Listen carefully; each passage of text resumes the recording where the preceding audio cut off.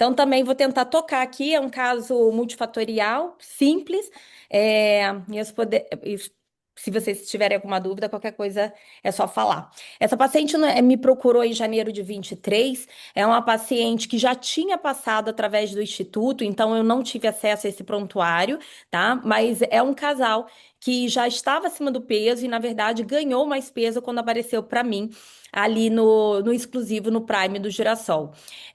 Eles estavam, né, em acompanhamento com o nutrólogo para emagrecimento. Esse esposo tinha um IMC acima de 40, aguardando uma cirurgia bariátrica, e ela já tinha utilizado o clomifeno por 3 meses, sem controle médico e, obviamente, sem sucesso, o que é muito comum em colegas que não fazem reprodução humana, né? Esse casal ele veio para tentar um coito programado.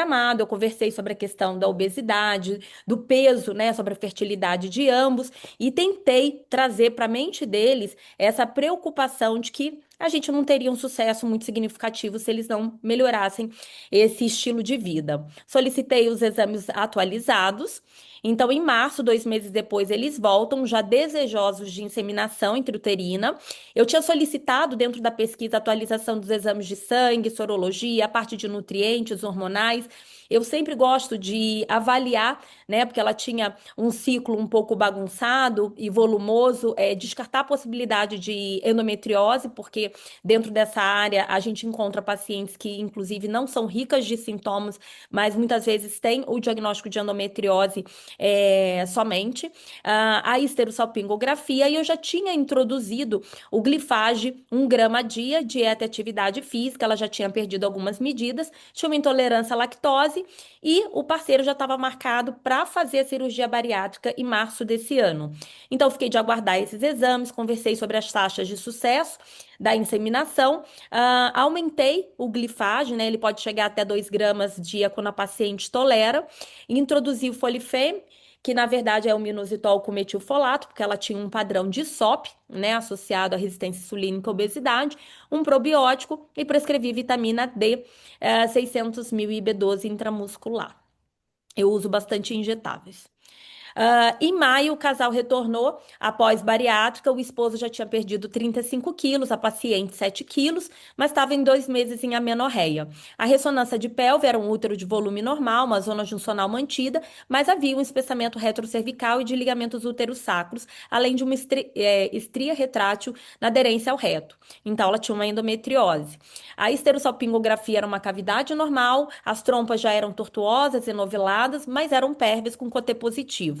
Na contagem de folículos antrais, ela tinha 11 à direita e 6 à esquerda, e o espermograma, que foi o primeiro que eu tive acesso, ele de fevereiro, ele tinha 4 ml, 150 milhões, acredito que aqui seja no total, 68% de motilidade, pós-captação 210 milhões, com 89% de motilidade e um Kruger de 1%. Gente, por que que eu pedi nesse caso aqui a fragmentação de DNA, tá? Ele não tinha uma indicação formal, de fazer esse exame já de primeira, mas era um homem extremamente resistente com a questão do peso, tá? Eles já estavam nessa jornada tinha bastante tempo. Ah, então, eu muitas vezes solicito o exame para deixar muito evidente o quanto que aquele estilo de vida está impactando a fertilidade deles. E pasmem, né? Na verdade, veio uma fragmentação de DNA de 17. Eu esperava que estivesse estouradaço. Mas, enfim, tinha alteração também, tinha uma vaginose que eu tratei, pedi para atualizar sorologias, prescrevi novamente vitamina D e B12 e pedi para retornar para iniciar a indução, que aí eu ia fazer com letrozol e Fostimon. Por que É, que eu optei? sim. Fala. Não, não, não, não, pode terminar, pode terminar. Antes de Hum. passar o próximo, você só me dá uma pausinha aí pra gente avaliar algumas coisinhas que achei muito legais. Não, Pode pode continuar. parar, porque eu vou começar na inseminação, então pode me Tá. Pode, interromper. pode ir um pouquinho antes, no slide anterior, cara. Hum. Acho que tem um. Não, esse é o primeiro. Não, tem um. Aí. É, tem a idade aí dos dois. Onde está a idade dos dois? Ela tem 35 e ele tem 36. Tá. Então, eu queria perguntar aqui. Peraí, que eu sempre tô. Que aparecem para mim primeiro. A Glenda também, né? Glenda, você tá por aí? A Glenda é residente, doutora. Não, então não, vamos tirar a Glenda. Então vamos voltar com a Lucília. Lucília, esse casal é um casal que te chamou a atenção e você está de acordo que eles façam inseminação? Sim, não, porque acho que teu microfone está fechado. Pode abrir, por Tá favor. sim, tô abrindo. Tô só revisando aqui. Tá? Ela tem 35, que a doutora falou, Sim, e ele tem 36, e eles aparentemente têm nenhum problema aí de metabólico, mas eles querem fazer um baixa complexidade, basicamente, né? eu acho que dá para tentar ainda a baixa complexidade, né? Com os ajustes né, de mudança de estilo de vida e tudo mais para eles. Tá, pode Que ela mostrar o tem seguinte 35 slide? anos, né? Tá ali uma faixa. Como? É 35 anos e eu não sei se tá ali na frente, ela tem um hormônio antimileriano de 9,1, tá? Então, Sim. pode passar para o próximo slide. Tá. Não, um que você mostrou os exames. Ah, aqui, a Aqui. histerossapnografia. Tá. Aqui diz que as trompas estão enoveladas, porém pérvia com T positivo. E se você tivesse que escolher É. entre coito programado e inseminação, qual seria a sua escolha?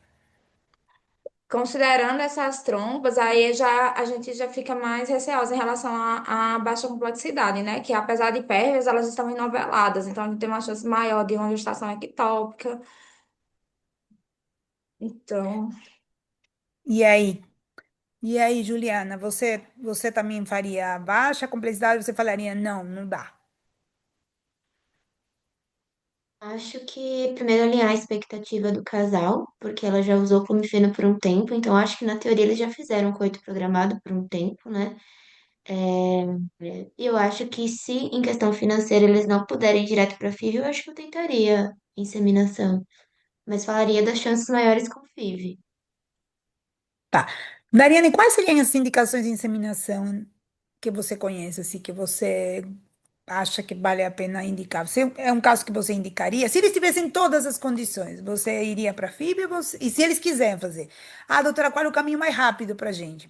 Porque esse casal quer baixa complexidade, então beleza, ele tem uma chance, as meninas falam que tem. Mas vamos supor que você pudesse fazer tudo. Quais seria a favor da inseminação? Quais são os critérios? Quais seria a favor da FIV?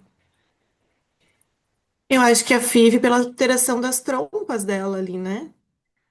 Deixaria claro para ela que talvez tivesse mais chance, ela conseguiria ir para FIV, pela endometriose, tem vários fatores que podem falhar a baixa complexidade. Então, se tiverem condições, eu acho que iria para FIV. Mas dá para Mas tentar vamos, ainda pela idade dos dois a baixa complexidade. mas assim, vamos né? lá. Sim. Na indicação, né, do coito programado, você tem que ter, né, anovulação, tem que ter trompa pérvia. Ela tem a trompa pérvia. Então, assim, teoricamente, ela tem um critério. Só que aí a gente teria que justamente alinhar nesse sentido. Ó, sua trompa é pérvia, porém, tem uma chance maior de que não dê certo por ela ser enovelada, entendeu? Existe esse risco do Isso. ectópica e tudo mais. Ao pé da letra, ela teria o critério, eu acredito pensando nesse sentido. Porém, a gente tem que deixar claro os riscos. Mais uma vez, perfeito. Ela é jovem, ela tem trompa pérvia, ela tem uma endometriose leve, né? A princípio, não estria nada. E ela tem um espermograma que condiz, né? Então, ela teria critérios, sim, como a doutora falou. Mas, exatamente, você tem que orientar que pode ter esse desfecho, e eu tenho certeza que acaba de nos falar disso. Então, pode continuar, cá. Eu associei, no final das contas, a parte anovulatória com um fator masculino leve, uma endometriose leve, paciente menor que 37 anos, com pelo menos uma tuba pérvia, mais de 5 milhões de espermatozoides, ou seja, fatores de bom prognóstico. Eu falei, vamos tentar, tá? Então, eu escolhi aqui para ela um protocolo de indução de letrozol com Fostimon, porque eu estava vindo de uma época com pacientes muito difíceis de SOP que não respondiam só ao letrozol. Existem várias formas de se fazer associação de indutor oral com baixa dose de injetável. Bom, Fazendo uma pausa aqui, mas a aula é sobre, né? O tema é sobre espermograma, então se vocês vão ter que entrar por osmose aí, o que que é o espermograma normal segundo a OMS. Então, volume seminal maior ou igual a 1,4, uma concentração espermática maior ou igual a 16 milhões por ml, num total maior ou igual a 39 milhões, uma motilidade total maior que 42%, progressiva maior que 30%, vitalidade maior que 54%, morfologia maior ou igual a 4%, pH maior ou igual a 7,2 e os leucócitos menores que 1 milhão, tá? E aí, essa sexta edição da OMS, ela adota limites de decisão, como o percentil 5 de homens férteis, que aumenta a gravidez, reduz a gravidez em 12 meses, tá? Mas toda alteração espermática, ela precisa ser é, reavaliada numa segunda amostra. Não sei se você quer aproveitar, Zoila, e falar alguma coisa aqui do espermograma, aproveitar o quadro, ou eu posso ir. Bom, eu acho que, como diz você, isso daqui é repete, repete, repete, repete. Lembro que no primeiro ano a gente até tinha uma tabelinha que deixava no consultório, na mesinha, né? E a gente sempre estava revendo, porque uma hora isso vai entrar. Então, lembrar que o espermograma, mais uma vez, uma pergunta bem comum que é feita pelos casais: ah, meu espermograma está normal, então está tudo bem, meu espermograma está alterado, então eu não posso ter filhos. O espermograma da OMS, vocês vão ver nesse módulo, foi feito em homens que tinham tido filho no último ano, então não eram inférteis, colocaram uma tabela, fizeram uma curva de Gauss e estabeleceram os limites. É basicamente isso que é um espermograma. Então, o espermograma não fala em que, exceto uma zoospermia, critérios muito extremos, os espermogramas com algumas alterações, eles não falam, ah, você é infértil, você não é capaz de engravidar. A motilidade, um critério importante para a gente decidir uma inseminação, né? Principalmente após processamento, a gente tem os critérios de 5 milhões. A morfologia de Kruger não é um critério isolado para tomar conduta, que é super importante, né? Eles sempre vêm super desesperados, né? Quando eles têm uma morfologia de Kruger de 2%. Então, explicar que isso isolado não é uma alteração, prestar atenção no pH, prestar atenção na presença de leucócitos, que pode estar associada a um processo infeccioso, que às vezes é necessário uma espermocultura, uma avaliação secundária, um tratamento do casal antes de iniciar o ciclo, porque pode comprometer, né, tanto o sucesso quanto a qualidade embrionária. E como ela acá diz, não necessariamente um paciente obeso surpreende, né? A gente espera uma fragmentação alta, mas eu teria pedido, acho que a obesidade é um fator hoje real de solicitação da fragmentação, até para estimular ele para mudar o estilo de vida, mas às vezes nos surpreende com resultados normais, o qual não significa que a gente não vai estimular a mudar estilo de vida, né? Mas Exato. é parte do que a gente vai fazer. Então, essas seriam minhas observações. Hoje o Diego também está nos aqui acompanhando, não sei se ainda está por aí, Diego, alguma coisa que você queira, né, afirmar aí, que sempre Eu estamos tenho até todos. o quadrinho aqui, amiga, das alterações seminais também, que é uma Ah, outra coisa então, que eles vão precisar tá gravando, da terminologia, tá? Para vocês enquadrarem o casal. Então, também, assim, é uma questão de repetição que vocês vão ter aula disso, né? Então, normosospermia, parâmetros que estão adequados, oligosospermia é a concentração de espermatozoides abaixo do limite, astenosospermia é redução da motilidade progressiva, teratosospermia é a redução do Kruger, que é nesse caso aqui o que a gente visualizou de alteração desse rapaz. Oligoastenoterazospermia é redução de concentração, motilidade e morfologia. Azospermia, ausência de espermatozoides no ejaculado. Criptosospermia, ausentes a fresco, presente somente após a centrifugação. Aspermia, ausência de ejaculado, que também pode ser um caso de ejaculação retrógrada. Necrosospermia, baixa concentração de vivos. é, ou associado, né, a alta concentração de imóveis, porque quando eles estão imóveis, essa vitalidade ela fica prejudicada.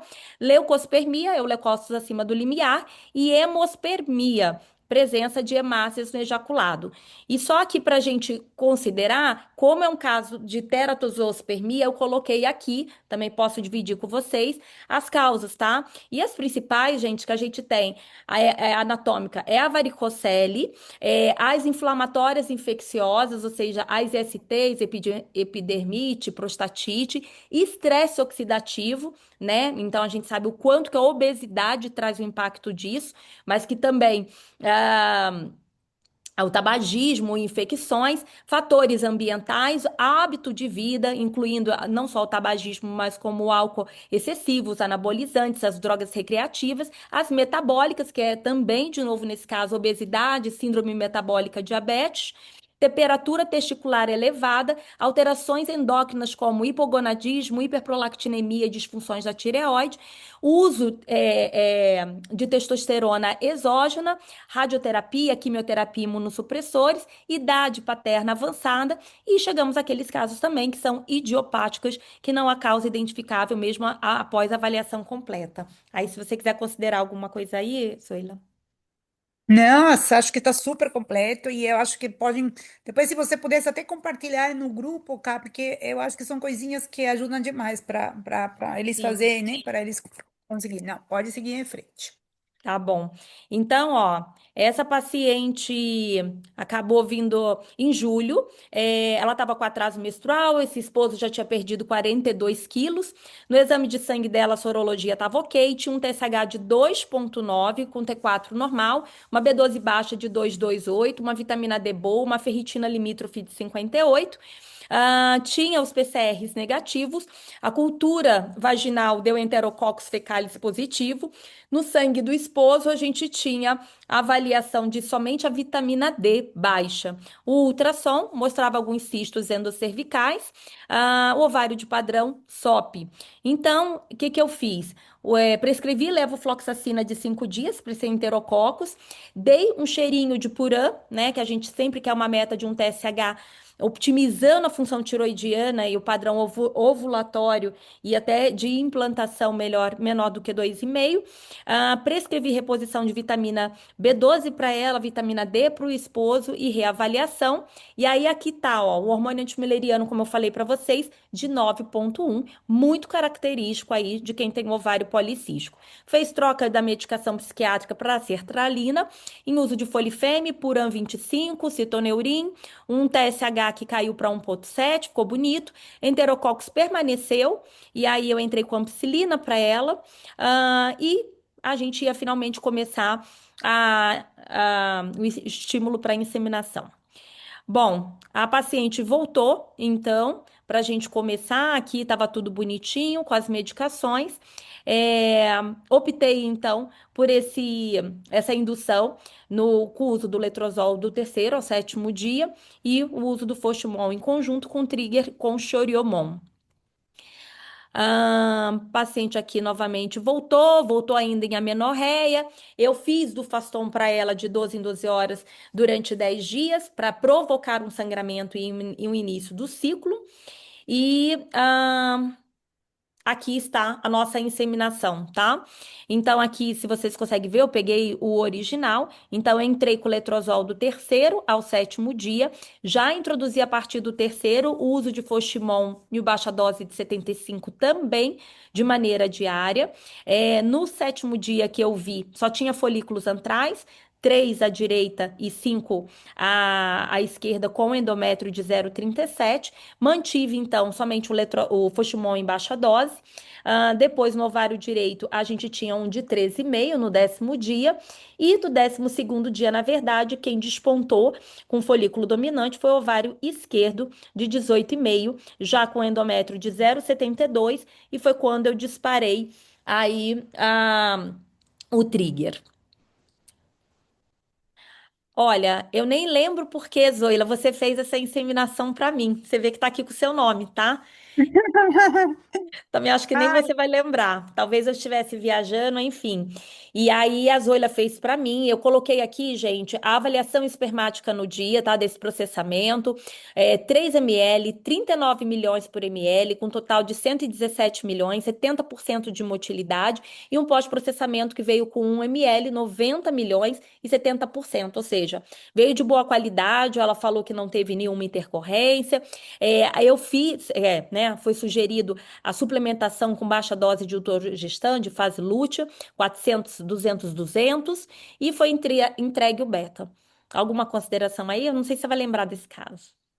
eu acho que eu lembrei. Gente, eu vou fazer uma consideração. Vocês têm que ter uma boa amiga ou um bom amigo na reproduzindo.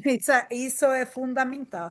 Você precisa ter alguém que você ligue, que vai acudir para você, independente do que for. Então, a reprodução, todo mundo diz que tem uma dupla, né? Mesmo quem está online vai ter que achar sua dupla para dar alma e de ajuda. Então, é isso. É a única consideração que posso fazer agora, mas vamos lá. Ótimo.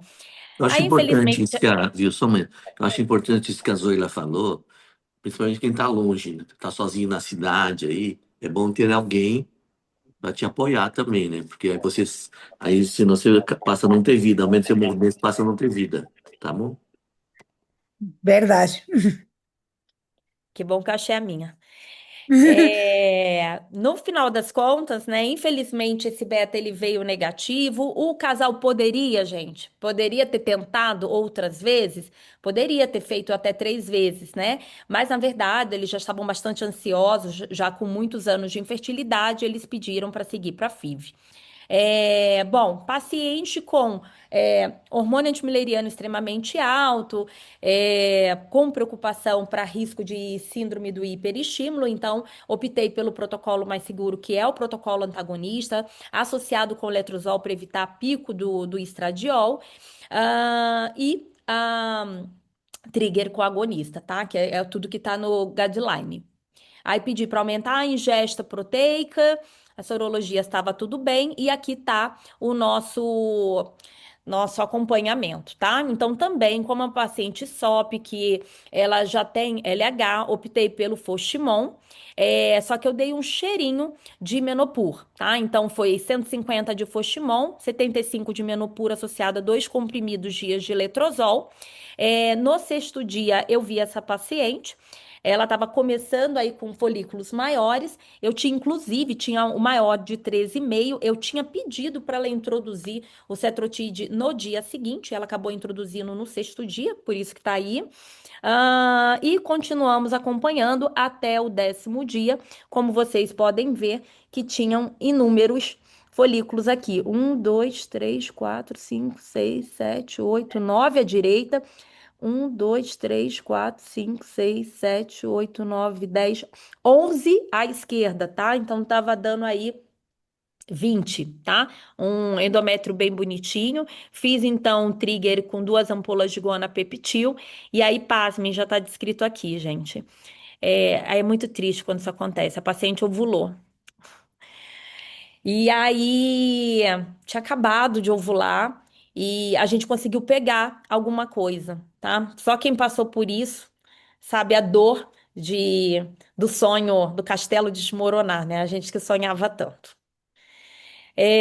Bom, conseguimos ainda pegar 6 óvulos coletados, desses 6, 5 eram maduros e foi injetados, e nós tivemos a fertilização de 3, tá? Coloquei aqui também para vocês, na clínica utiliza-se a técnica do ICSI, e o espermograma também veio ainda melhor, tá? Vocês imaginem que a gente está falando de novembro, esse cara já tinha 6 meses de bariátrica com aí mais de 40 quilos perdidos. Então, um espermograma de 3,6 ml, 130 milhões por ml e um total de 468 milhões, com motilidade de 62%. Esses são espermogramas colhidos no dia da coleta seminal, da captação, e por isso a gente não tem o Kruger, tá? Lá na clínica, mas a gente vê que estava um excelente parâmetro seminal. Aqui é o acompanhamento deles, tá? Então, vocês estão vendo que de 6 maduros a gente perdeu um, então ficamos com 5 injetados. Nós tivemos 3 no D1, 2 não fertilizaram. No D3, o que que eu tinha? Eu tinha o 28A e um 6B. O que que é hábito lá na clínica a gente sempre conversar? Quando se tem muito pouco, será que não é melhor a gente pegar e congelar e dar oportunidade de um melhor desenvolvimento embrionário intrauterino do que correr o risco desse casal perder tudo tentando chegar a blasto? E foi exatamente o que eu sugeri para eles, tá? Que congelassem os dois 8A e deixassem esse 6B para evoluir para blasto. E que no final das contas ele não evoluiu e nós ficamos com dois embriões 8A, teoricamente super bonitinhos. Aqui estão as fotinhos do embrião. A clínica, ela manda relatório para o casal. Estão bonitinhos. Elas, inclusive, ficaram na mesma palheta também. Nesse caso, o paciente 35 anos. Se fosse um desejo do casal, a indicação de colocar os dois aumenta as chances para eles, tá? Eu só não coloco dois quando é paciente com idade avançada. Bom, aqui no final das contas, fui pedir, né? Eu falei, vamos começar a preparar esse útero para poder receber. A paciente estava mais adequada da tireoide, vitamina D, B12. Pedi a esteroscopia. Tinha uma cavidade normal com estenose moderada de orifício. O endométrio veio proliferativo e veio o CD138 positivo 10 em campo, tá? Com sinal de endometrite e o CD56 que veio de 5% que estava tudo bem. Enfim, descobrimos finalmente uma endometrite também, onde eu prescrevi, aí você tem que fazer esquema tríplice, porque você não tem o nome do bicho, doxiciclina de 14 para o casal, associado a ceftriaxone, dose única de 500 intramuscular, e fiz o metronidazol, 2 comprimidos, de 8 a 8 horas, durante 14 dias, mas eu fiz só para paciente, tá? Novamente, vitamina D e repetição de esteroscopia de biópsia, né? Posterior ao tratamento. Mantive glifage e puram. E aí, ó, tananã, tananã, paciente volta grávida, tá? Grávida espontânea 3 meses depois. E eu fiz ultrassom, tudo lindo, enfim. Foi engraçado que quando eles vieram, na verdade, quando ela me mandou o beta e eles vieram em consulta, vamos botar aí, gente, que eles tinham mais ou menos 14 meses em acompanhamento comigo. Quando eles entraram na sala, eu falei para eles: demorou, demorou. Com tudo que a gente fez. Eu esperava, né, a entrega, a perda de peso, o marido brigou comigo, quis bater em mim, quase perdi o casal. Mas no final das contas, eu sempre acreditei que isso seja possível. Eu acredito muito nos casais que eu acompanho. Eu tenho muitos casais que engravidam durante o processo. Essa paciente até ela apareceu aqui numa nova consulta em outubro do ano passado. O bebezinho já com 1 ano, querendo transferir, enfim, esses embriões congelados e tudo mais, e pedir alguns exames para ela. Mas aqui, concluindo o caso, então eu tinha uma paciente obesa, com resistência insulínica, SOP, endometriose. Ela perdeu peso, corrigiu essa resistência, repôs nutrientes, desinflamou, ajustou tireoide, tratou endometrite. O parceiro obeso, com teratosospermia, fez bariátrica, teve perda ponderal importante, desinflamou, repôs nutrientes, tratou a infecção e a gente teve a gestação espontânea. Esse caso nos mostra que pequenas correções fazem toda a diferença para o sucesso do tratamento. Então é isso. Muito obrigada, Cá. Olha, eu acho que a SOP, quizás seja uma, ou não mais SOP, né, SOMP hoje, a gente vai ter que acostumar com a terminologia, seja uma das patologias que mais a gente pode ter desfechos da forma mais inusuais. Eu acho que se tem uma patologia que a gente pode acreditar na gestação natural, pode acreditar na baixa complexidade, é na ovulação, na paciente anovulatória, porque o fator metabólico ele tem um peso absurdo, o Guideline já disse isso. Então, assim, é difícil mudar estilo de vida, a gente sabe disso, é uma das coisas mais difíceis e mais desafiadoras para todo mundo, mas principalmente para o casal da reprodução. Parece uma punição, é difícil de aceitar, tem que trabalhar muito empatia para a gente poder atingir de forma que eles não se sintam agredidos ou culpados, ou transferir isso como se fosse a causa, principalmente quando os resultados não dão certo. Então, assim, mais difícil manter um casal quando as coisas não dão certo, né? A gente sabe disso, eu acho que isso reflete a maturidade da gente. Então é sobre isso. Vocês viram, eu vou para trás um pouquinho no caso. Ela tinha um fator vaginal ali que a tratou, mas ela também tinha um fator endometrial. Então, quanto reflete o vaginal no endometrial, quanto tratar esses fatores é importante.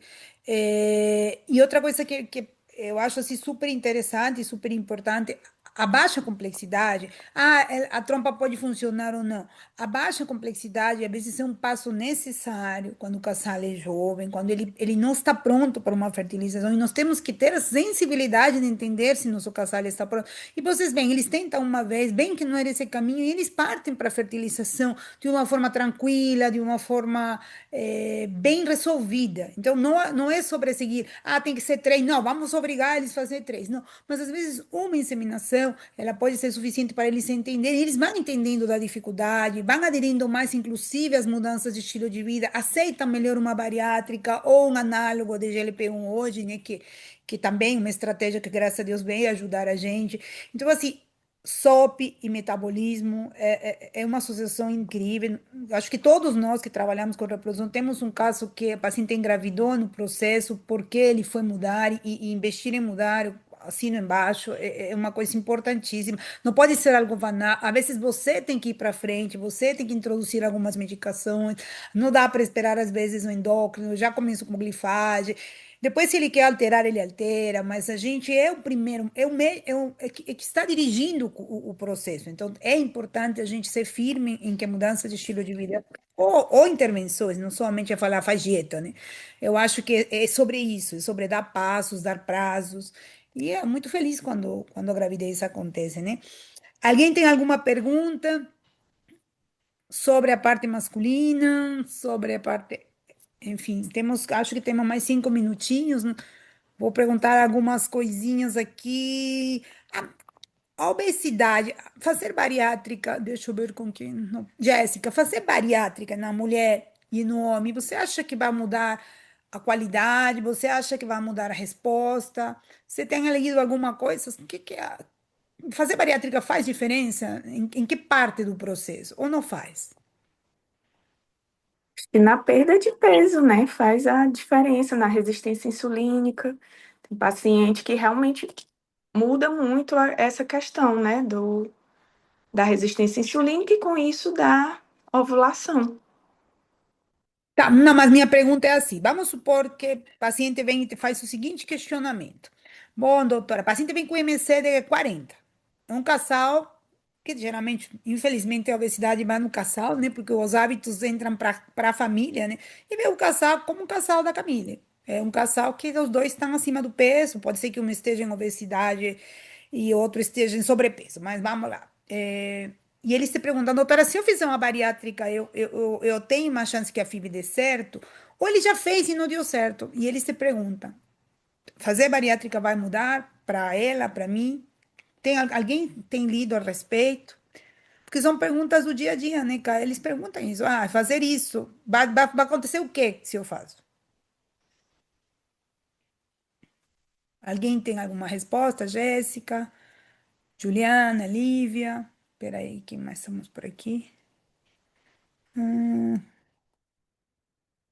Alguém tem alguma ideia dessa? Acho que vocês já fizeram um módulo da endócrino, né? O que falaram nas aulas? Tem alguém que quer ir? Né? Rafael, qual é a opinião de vocês? Ou o que vocês acham? Ju, você acha que influencia, que não influencia? Os óvulos vão vir melhores? Eu acho que eu pensaria igual a Jéssica. É uma alternativa para ajudar a perder peso e isso melhorar a qualidade do espermatozoide, mas eu não sei se tem outra explicação além disso. Eu acho que é um assunto que vamos tocar ao longo do ano, mas aqui fala que a bariátrica pode fragmentar o DNA do espermatozoide. A obesidade aumenta a fragmentação. E que significa fragmentação? Significa mais metilação, significa má qualidade. Então é sobre isso. A bariátrica não. O emagrecimento ele pode ter um impacto positivo na fragmentação do DNA espermático. Sim, os estudos mostram, muito interessante, vocês vão ter aula disso, que a correção da obesidade na mulher não vai mudar a qualidade dos óvulos, pelo menos os guidelines mostram isso. O fator mais importante continua sendo a idade. Então, se eu tenho uma paciente de 40 anos, eu não tenho tempo para que ela emagreça. Para a qualidade embrionária. Agora, para a transferência embrionária, ou seja, para a aceitação do corpo para essa gravidez, o emagrecimento faz diferença. Então, muitas vezes, né, que a gente tem uma paciente que chega com essa idade, você faz o estímulo, guarda os embriões e vai lá focar no emagrecimento. Então, entendam isso. Não estou dizendo que não é legal que o paciente emagreça. Sempre vai ser bom. Estou dizendo que a idade continua sendo o fator mais importante. Não sei se a Cá quer falar alguma coisa aí a esse respeito. O teu microfone está fechado, amigo. Eu sou super favorável ao emagrecimento, trabalhamos com isso. Mas, de qualquer maneira, o que que a gente também vê, e o guideline fala sobre segurar um pouco mulheres acima de 35 de IMC para fazer estímulo, né? Pelos riscos também da medicação. A gente sabe o quanto que. Imagina uma paciente recebendo 300 unidades que tem um IMC acima de 35 e outra que tem um IMC de 28. Vai ser a mesma coisa, a distribuição e a resposta? Não. Então, não é sobre qualidade ovulatória dos óvulos, mas, na verdade, o tipo de estímulo podemos ter resposta diferente, sim, né? Então, se puder caminhar em concomitante, é sempre muito positivo, né? Até porque depois que tem esse embrião, aí a paciente, ela quer colocar logo. E a gente vê, né? Acho que você vê até mais, né, amiga, que seu esposo trabalha com bariátrico, que existe um impacto negativo inicial da perda de peso importante no homem e muito rápida, mas que depois de alguns meses o ganho global ele acaba chegando, não é isso? Tem duas coisas aí que eu vou adicionar. Tem uma fase que chama fase catabólica. Então, quando o paciente faz bariátrica, nos primeiros 6 meses, ele tem uma fase terrivelmente ruim para qualquer procedimento. Então, ele perde, nesse momento que ele faz a primeira perda, que vai a 20, 30 quilos, essa fase catabólica é complicada. Então, não é uma fase boa para a reprodução, mas às vezes a gente não tem tempo. E no caso da mulher, vocês veem também que ela muda o padrão de menstruação quando ela faz bariátrica, ela sangra mais, né? É muito comum a paciente fazer bariátrica, muitas vezes quando ela não quer engravidar, inclusive a gente já coloca um DIU antes, porque a paciente tem um padrão de menstruação ruim. Então, no primeiro momento da bariátrica, e por isso também a espera de 2 anos, por mil motivos, mas a espera de 2 anos. Mas hoje eu acredito que a gente pode chegar ao meio termo com a chegada dos principalmente, né, da tercepatida ou monjar, porque ele tem um efeito bem mais rápido. Então, assim, a paciente tem 40 anos, mais uma vez, o fator idade é o mais importante, infelizmente. Mas você pode negociar nos meses para um emagrecimento, perda de 10% do peso já tem um impacto positivo em complicações, em resposta. Então, o que fica para vocês? O fator mais importante continua sendo a idade, sim. E sobre a idade que a gente vai basear nos condutas. Paciente jovem, nós temos tempo, sim, para que emagreça, mas se a paciente está em uma idade maior, a idade mais importante. Oi, Posso? Eulália, está meio ruim. Você Hum, quer falar alguma coisa? hum.